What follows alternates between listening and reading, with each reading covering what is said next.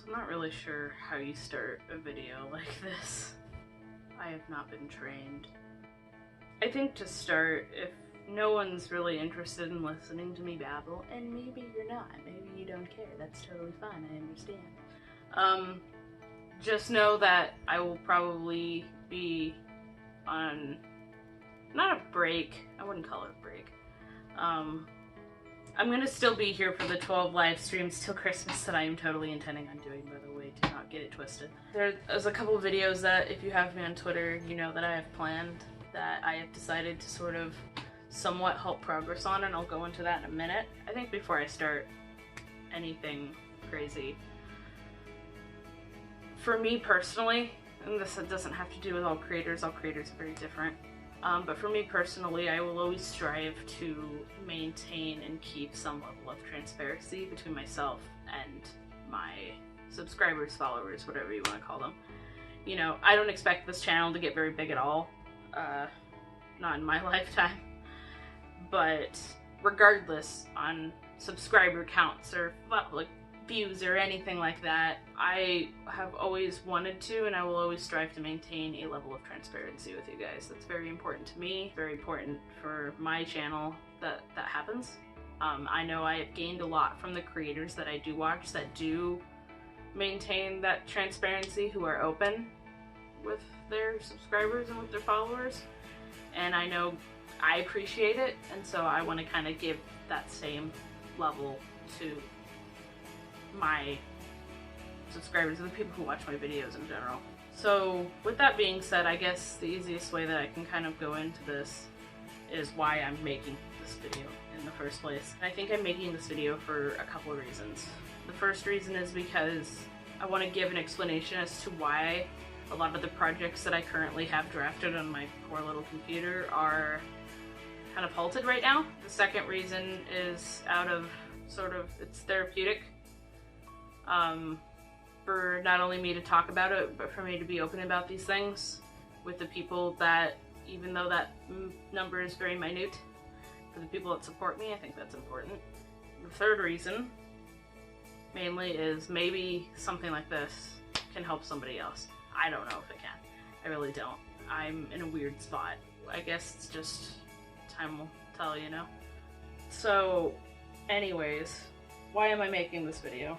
Why was the thumbnail so strange? You know, I guess to be point blunt, you know, growing up I only had one parent, and that was my mom.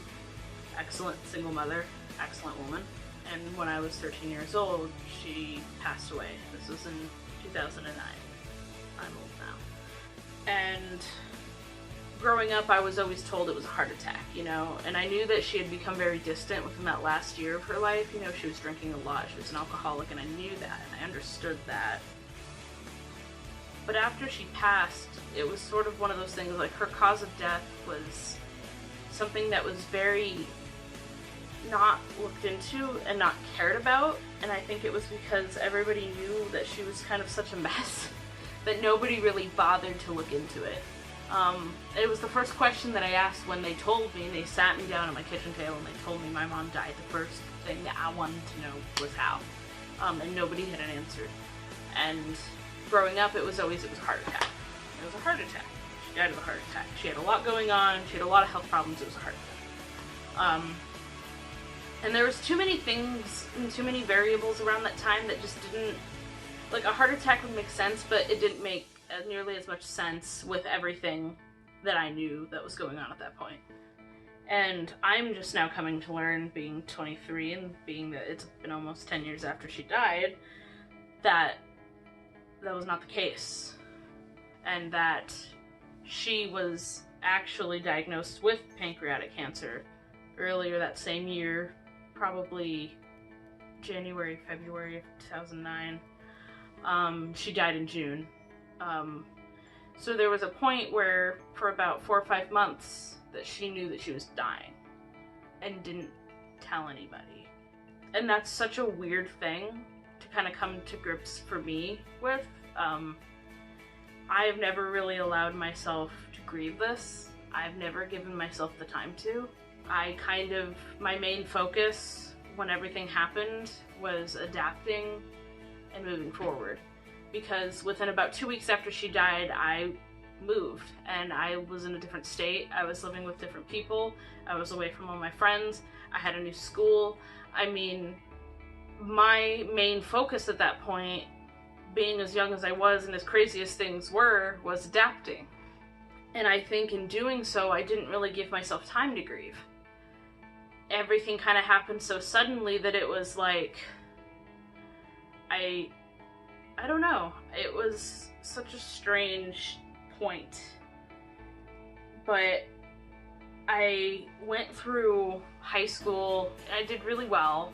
I didn't really have any issues going through high school. I had really good grades and I was fine. I wasn't popular, but I was moderately liked. And there was always something to take my attention away from harboring emotions that I had never let myself deal with. And here we are 10 years later, and I don't really know how to process anything that I'm hearing anymore.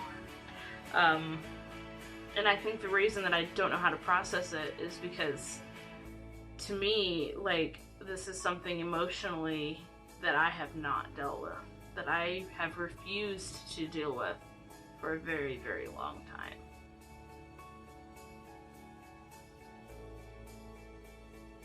It's weird to look back at that period of time being me and think to myself that to go through your life knowing full well that you're dying and that you have a child that you're going to leave behind, and you know you're going to leave them behind, and you know you're not going to be there to watch them grow up. And so you do everything in your power to make sure that life for them is as good as it can possibly be because you know you won't be there.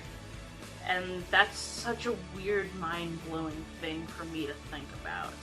You know, I always thought that she never really cared because she was an alcoholic and she chose to drink, and, you know, why wasn't I enough to make you live? I harbored a lot of guilt for that. Like, what could I have done to make you want to get better so that you did not die? And that was a guilt that I harbored for years. Pretty much since it happened. Years. And knowing now that that wasn't the case, it brings a level of calm, but it brings a new level of emotions that I don't know how to process. And I don't know how to process them because I never dealt with the original emotions in the first place. And I think the reason that I'm talking about this is that because pretty much since I've gotten that news, it's sort of just been harboring my brain the last few days. And it's been really apparent that I have a sense of apathy.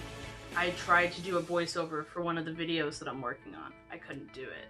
I couldn't imagine doing a live stream right now because how could I be... I don't know how to be happy right now. I know how to be funny because I'm always funny. That's how I cope with emotions, right? But I don't know how to be genuine right now. And I think that just comes with not having all these emotions that have just gone unprocessed for a very long time that are sort of coming to a head, and I don't know how to deal with it. And so mainly I'm kind of doing this as a way of sort of, A, this is therapeutic for me to really just talk about it. B, I'm alone right now. My husband's sort of, he's out to sea, and I have some retarded cats and they're cute and stuff, but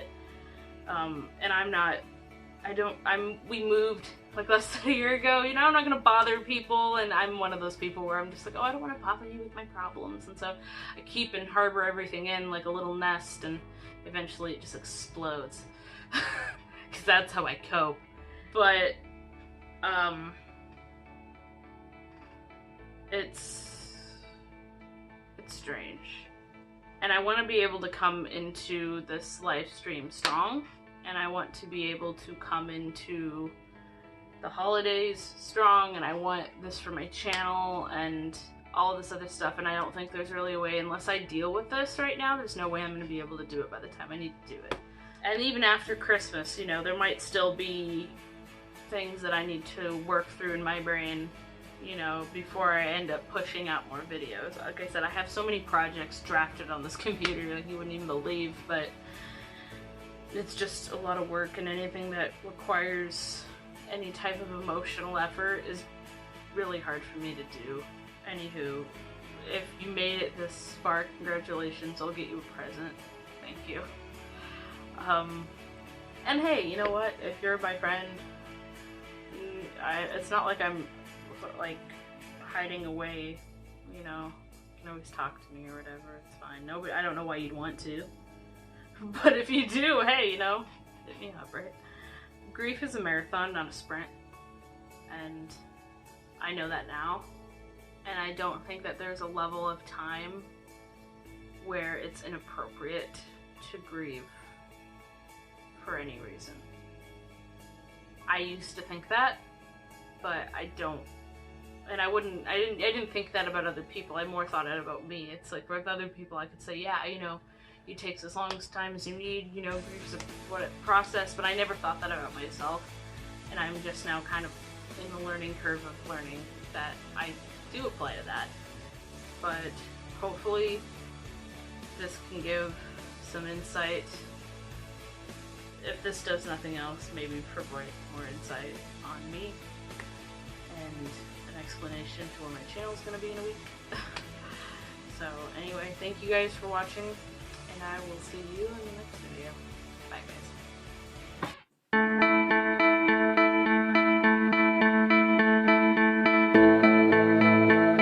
We'll do